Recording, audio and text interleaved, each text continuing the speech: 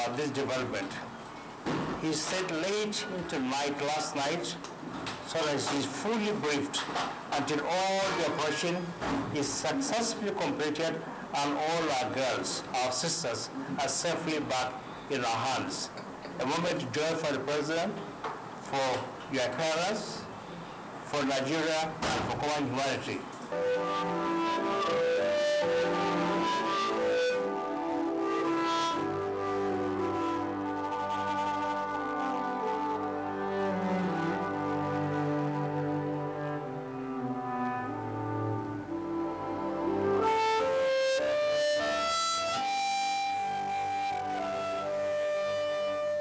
To allay the fears of Nigerians, they are in safe hands.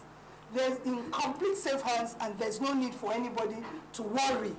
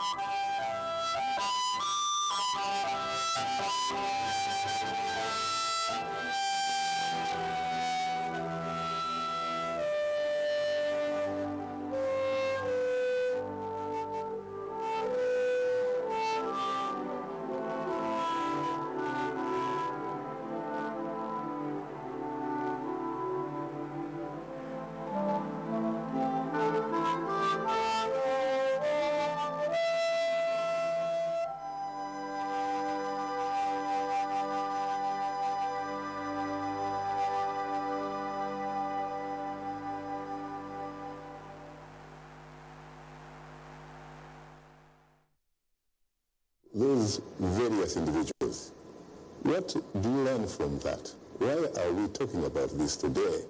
For a country, frankly, that has had the reputation of being one of the beacons of hope for African democracy. Shaka, unanimously, when I have spoken to some of these political people in Zambia, they trace the problem right down to when former or deceased President Michael Sata died, and there was a by-election, and Edgar Chagwalungu, then the defense minister, was able to win by a slim margin. Hakainde Hichilema, the UPND leader, felt he was cheated at that time.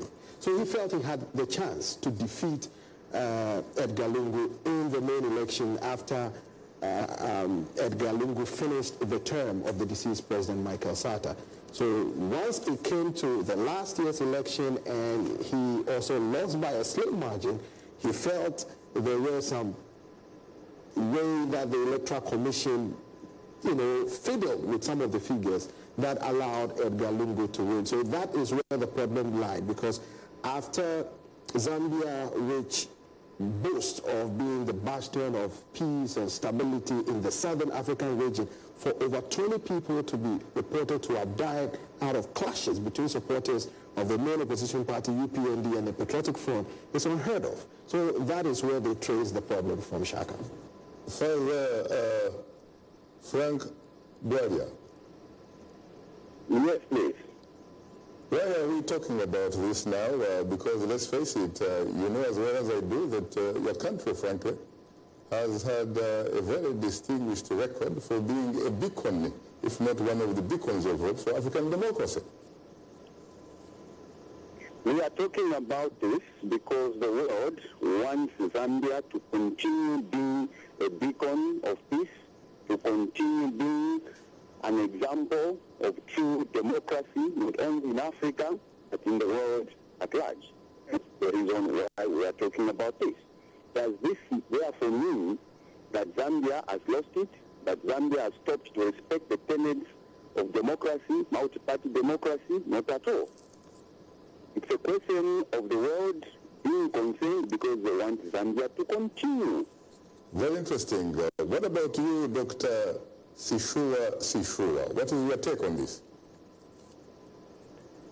Well, I think that if we agree that Zambia was the beacon of peace and democracy, the very fact that we are talking about the country in a different context now suggests that there has been some departure from the tenets of democracy for which the country was previously known. And I think that with reference to the current crisis, the problem, in my view, stems from elections which were held last year, which were seen by the opposition and many stakeholders as far from perfect. This is a country, you would recall, where we have had two turnovers of power. In 1991, when President Kaunda lost power to an opposition party after having been in power for 27 years, and in 2011, when the current party, the Patriotic Front, defeated. It's time to bring in my colleague and social media reporter, Ian Biol. Take it away, Ian. Thanks, Sean.